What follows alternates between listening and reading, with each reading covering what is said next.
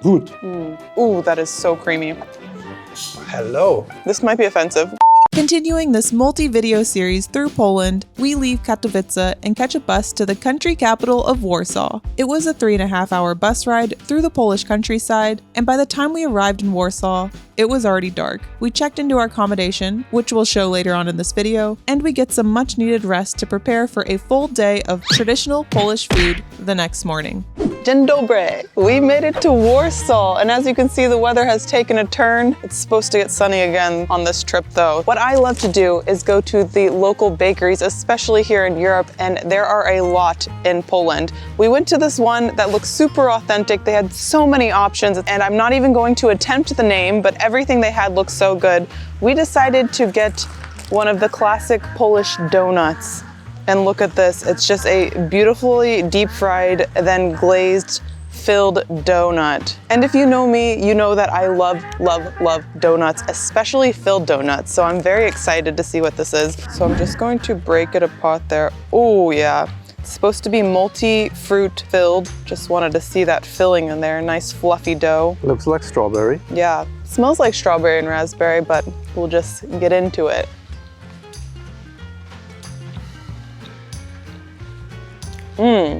This might be offensive. The inside kind of reminds me of a strawberry Pop-Tart inside. It's a little tarty and very sweet, but this outside is not too sweet. It has this nice icing coating with this very fluffy bread, which I love, and the deep fried dough, you can just taste it. It has this nice caramelized consistency. So sugary, but doesn't really taste like the Berliner. It's more of a Krapfen thing. If you're German, it's like the deep fried stuff, Yeah, right? Wow. I mean, it definitely has this deep fried thing. It's denser than it looks.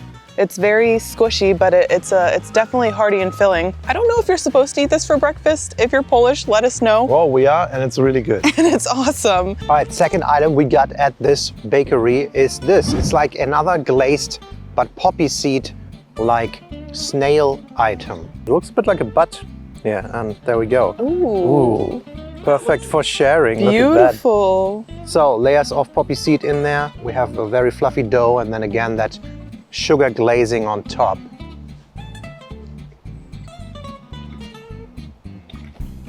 Really nice, kind of exactly what you expect. I think a lot of countries does it this way. Very standard, like poppy seed pastry item with some sugar glazing on top. If you like that, then it's really good. Definitely less sweet than the donut we just had. I feel like Poland has been one of the countries where I'm just pointing a lot of times because the language is so challenging. The English level is, especially if you go out to some of these like smaller shops, is not as fluent, I should say. But that's definitely a fun start to the day, and this is just the beginning, so let's head out. And I guess we'll see you for lunch. Excited to see more of the city, we roam around the residential areas and business centers of the Wola district. Alright, so we're making our way over to a lunch spot, potentially, and it's already our second day in Warsaw. Yesterday we couldn't do much since I went to the doctor, but initial impression is the city feels a little bit rougher. Like compared to Katowice or to Warsaw, where I was a couple weeks ago, it doesn't feel quite as inviting. I don't know why that is. I think it has to do a little with like big city vibes in general are a little rougher, you know?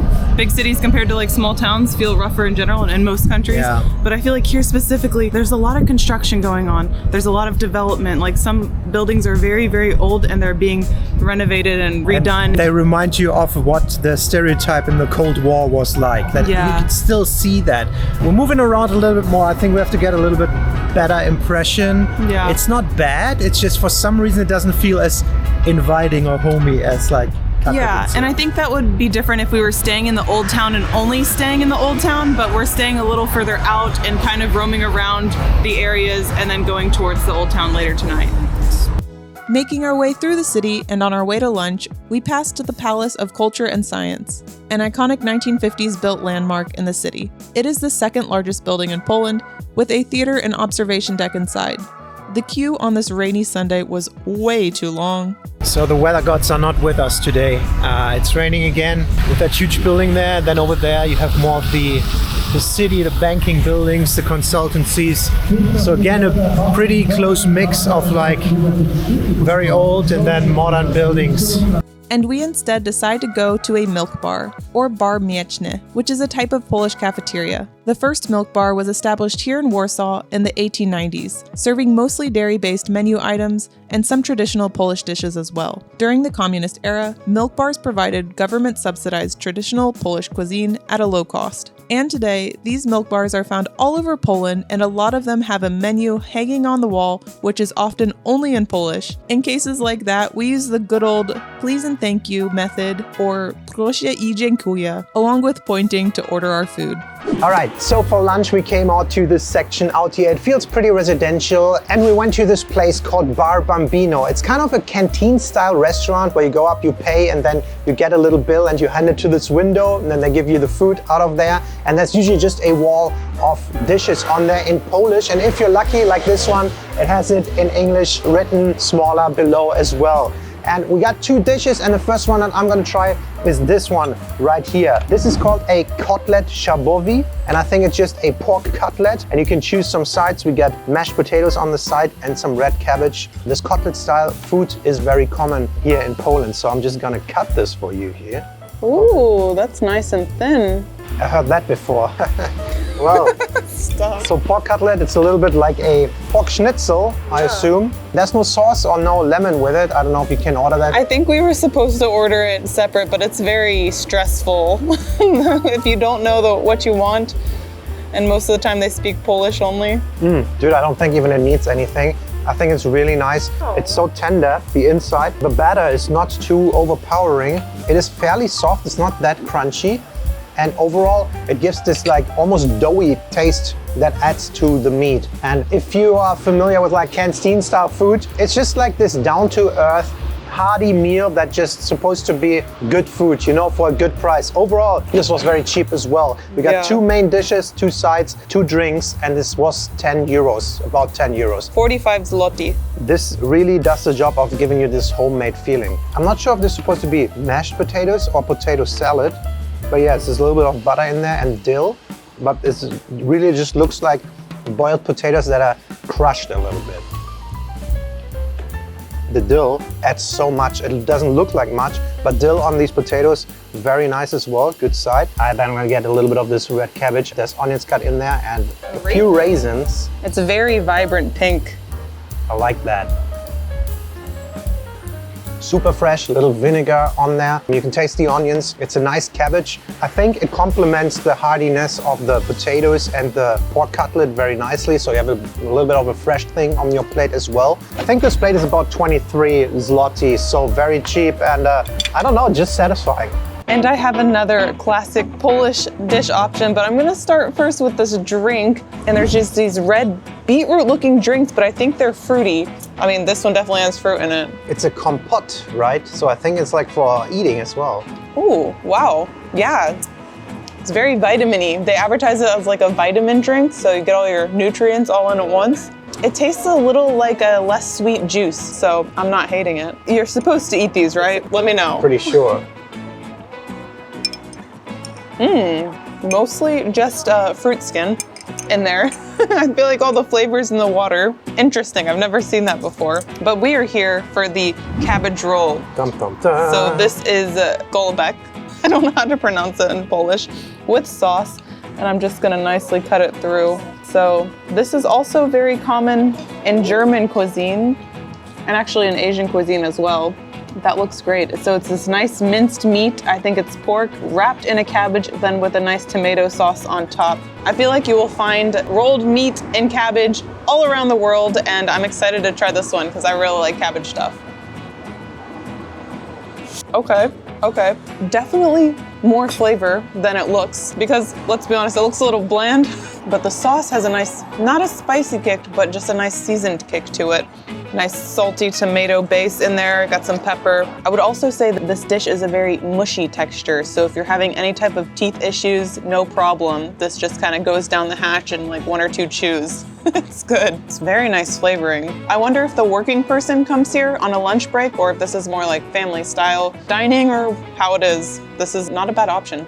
So we are obviously here as tourists, but this feels like pretty authentic. I think it's fairly budget. It's this dining hall, it's made up cheap, there's no table service, you pick up your own food. And since we've seen these all over, I would at least assume that this is a very common occurrence, this type of place and these cheap prices. But we're tourists, and if you're Polish, let us know if these things are common in Poland. Obviously there are higher end restaurants as well, but we're not like in the Old Town area or that close to the river, so I would assume this feels fairly authentic. Let us know if we're wrong. Ooh, finishing it off. Last bite. Here we go. On to the next place.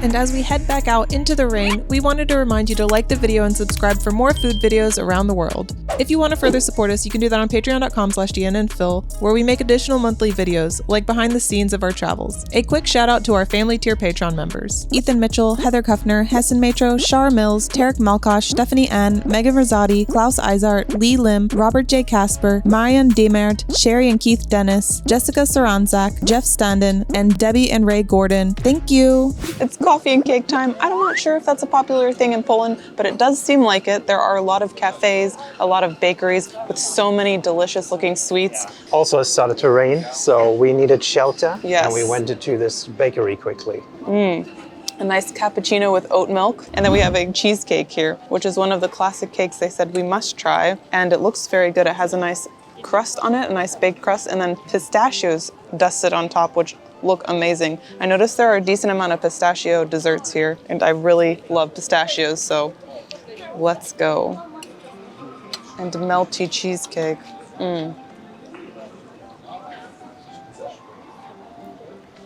Wow. Ooh, that is so creamy. That is definitely cream cheese based, which I like. It has this very thick, rich texture in it. Let me try a bite with the pistachio in here. That's a good one. Look how soft it is. It just like melts in your mouth in there.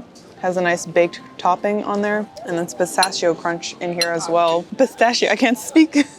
And then a nice shortbread crust on there.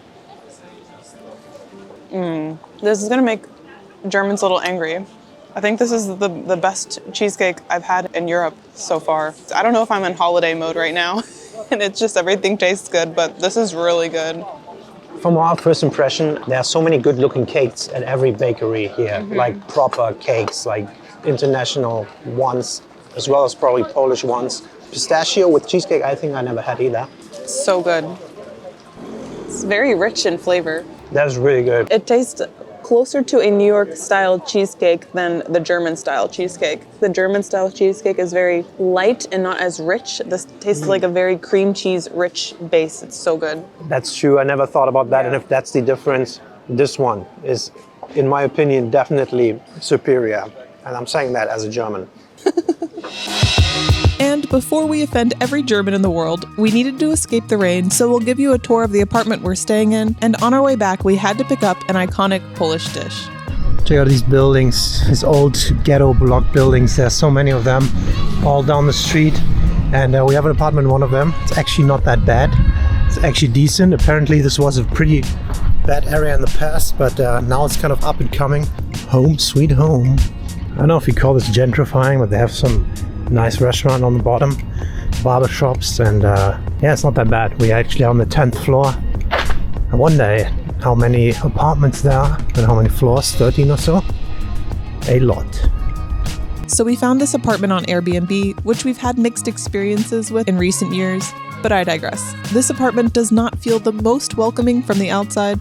I mean, this area was the ghetto during the Second World War. Today, you'll find some memorials in the area, along with modern restaurants and shops. The inside of the studio apartment was recently renovated. It is listed to accommodate 4 adults, but I'd really like to see that. Overall, it's a very decent apartment with a kitchen, living and sleeping area, and a bathroom, plus a washing machine, which is always great while traveling with only carry-on. Welcome to our Polish apartment. Our humble residence here in big block building. So before we go out for lunch again, and because of all that rain, we just did a little takeaway. We went to a pierogi place and we got another selection of different pierogis because it's just the staple in Poland. We shall try it in every city, I think. Yeah, I'd said before in our Katowice video, I love dumplings of all types, so That is my goal, is to try pierogi, different styles in every city we go to, and we have a variation of 4 different kinds here. We have 2 savory and 2 sweet. They asked if we wanted sour cream on it, so we said sure. We just say yes to everything. Tak, that's yes. Tak. And dziękuję, thank you.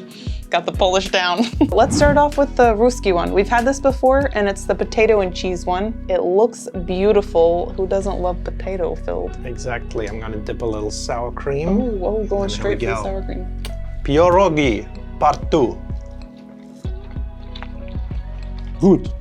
I think the potato and the cheese one is really good, just in general. Yeah, it's so nice. I think next we're gonna go the meat one. This meat one, it starts with an M. I've seen this one on every menu so far, so it might be a classic. What is that flavor? It's just soft meat. It has a bit of a American barbecue flavor. Yeah. Like a vinegar-based pulled pork or something. Well, Very that's good really too. nice. I think that one might have even be better than the first one. Yeah. So this is gonna be the first sweet one I've tried. I'm excited. It's cottage cheese based. Is that sweet? We shall see. It is sweet. Holy cow. Is that honey? I like it. That's very interesting. So there's sweet pierogi as well. We were allowed to choose 4 different flavors. They had like more though, maybe 10-ish. There were a lot of different flavors. That was the first sweet pierogi ever, and it's good. Has a honey flavor to it with that cottage cheese. Maybe a little bit like these Greek yogurts, but also not. Yeah, I always associate cottage cheese with breakfast, and I don't know why. I think it's because my mom used to have it for breakfast, so are breakfast pierogies a thing in Poland? Let us know. Maybe you can have pierogi for breakfast, lunch, and dinner. Yeah. And then this one, this looks by far the craziest. So this is strawberry, mint, and cinnamon, it says. And it's also a red dough. Yes. So.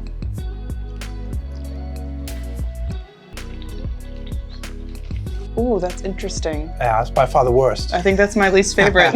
Yeah. It's probably an acquired taste. It tastes the most artificial, this one. I give it kudos though for the aesthetics. That's a really pretty color. I mean, it looks also the most artificial. For me, I don't know, man. Savory potatoes, stuff, minced meat, you can't beat that. I feel like the savories, for me, are slightly better. Yeah, I like the potato one the best.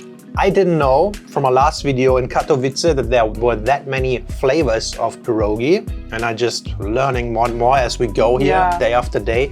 I feel like there's like the standard staple, like maybe 5, but then when you start to get to these local shops, they have all these different experimental flavors and they're interesting. Yeah, maybe let us know if you're from Poland or if you know about these. Which one is the craziest flavor of pierogi you've seen, or the most uncommon one, or in general from any country, the most uncommon dumplings that you've ever eaten? I love them. Fortunately, the rain stopped and we were able to check out the Old Town while it was still light outside. The Old Market Square is surrounded by beautiful, colorful buildings. Walking around this area, you see that a lot of preservation and restoration efforts were put into these buildings. We made it a little further to see the river. These beach and lounge areas would be more fun in better weather, but we also saw some enclosed party boats, so it seems like the fun continues, rain or shine. We also saw a few party tents, very modern malls, and more milk bars. Before we head to dinner, we visit the Warsaw University Library Garden, which has a rooftop garden providing a wonderful sunset view. So we made it on top of the garden to catch this beautifully colored sunset. Look at the purple, the blues. Looks very pretty after a rainy day. And with that, it's time to go back to the Old Town for some more traditional Polish food. So for dinner we came to the Old Town of Warsaw, and it's so far I think the most beautiful part of the city. And we came to this place called Zapieczek. I think that's how you pronounce it. And we got 2 dishes, actually 3 dishes. I'm going to start with a quick appetizer. So beetroot soup is apparently a very traditional Polish dish, and it comes as a side to a lot of the main dishes here. So here it is. It kind of reminds me of glühwein because it comes in a mug and it's dark red. It looks like red wine. I'm just going to give it a try with the spoon here. Hello. I thought I did not like beetroot, to be honest, but a soup. That's really good. Dude, this is another of these revelations where I noticed, wait a moment, I think I like beetroot. I was mistaken. I love beetroots. I put beetroots on my salads all the time, so I was pretty excited to see that this was a kind of a normal, common soup that's here in Poland. Whoa. That's so savory. I don't know why I expected it to be sweet. I'm gonna chug this and then I'm gonna have to use the restroom. This is so good. Oh. And then for my main dish, I'm gonna try this thing here. This is called golasy, and apparently this is a traditional Polish dish as well. We're not quite sure if it's potentially from the Silesian area or not, but we're in Warsaw and they have it. They say it's traditional, so we're gonna eat it. It looks so good. So these are steamed potato dumplings, it says, and you can have different toppings. We chose cottage cheese and bacon bits. That's apparently very common. So here we go. I got everything of it on the spoon here. You know I like a good potato. The potato Phil eating potatoes. Just looking at this dish, it feels like something Phil would love. That's very nice. Check out this potato thing. It has a bit of a crisp on the outside and then it's very moist and oily on the inside. A little bit like a potato pancake. It's just as oily, just in round form, and you get a bit more of the fluff on the inside. This dish actually said goes very well with the beetroot soup. So I don't know if you just alternate back and forth. With the beetroot soup, it's not too dry, and overall, very nice dish. I like that the Polish people like potatoes because I like potatoes too. And the dish that I got here is bigos. I think it translates to huntsman stew. It's cabbage with meat inside of it, and it looks really good. It smelled so good. As soon as it came out, I could smell it. So it's supposed to have like a plum wine in here, a lot of cabbage. It kind of looks like a little bit of sauerkraut. Let's go. It also comes with this bread here. Bread looks nice again. The bread looks awesome, but I'll just give a big scoop here.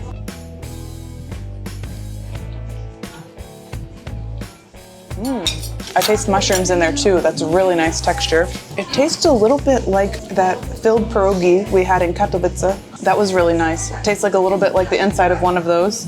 With the sauerkraut, With the sauerkraut one, yeah. It's not as sour. Ooh, that's so good. Can I just load it like that? Yes. And if you want to, you can grab a little cream cheese.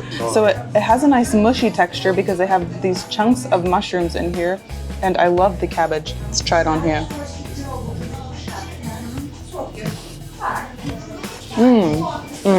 I feel like since moving to Europe, I've been spoiled with good bread. This is like the standard type of bread that they give around here. There's just good bread. And in the US, we have a lot of this toast bread, this very soft bread that it's not bread to me. This is now the standard of bread that I'm looking for, and it's so good. You have nuts in here. I love it. You can tell it's like from a big loaf that is so fluffy on the inside. There's a couple of seeds in there.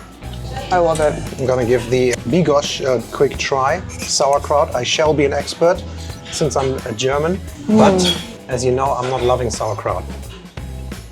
These are a little bit like fried gnocchi, like a fatter fried gnocchi. They're very good. This is actually pretty nice. It's not as strong as the regular sauerkraut, but the taste is there, and I think the meat helps it, like to even it out a little bit. Yeah, it's really good. All right, we're gonna finish this up and we'll see you afterwards. All right, so that was part 2 of our little travel series here through Poland, where we eat all the good food that country has to offer. It looks like it's nighttime now, but it's actually only 7 p.m. And fun fact, the east of Poland is in the same time zone as the west of Spain, so quite the spread. So it gets pretty dark here very early. And we are going to Krakow next, so stay tuned for that. And as always, thank you so much for watching. We'll see you next time. Bye-bye. Bye. I think mixing the two dishes together, I don't know if this is like a big no-no, but it tastes really good. I think in general the sauerkraut works always well with potatoes, so that dish together with the potato dish, very good.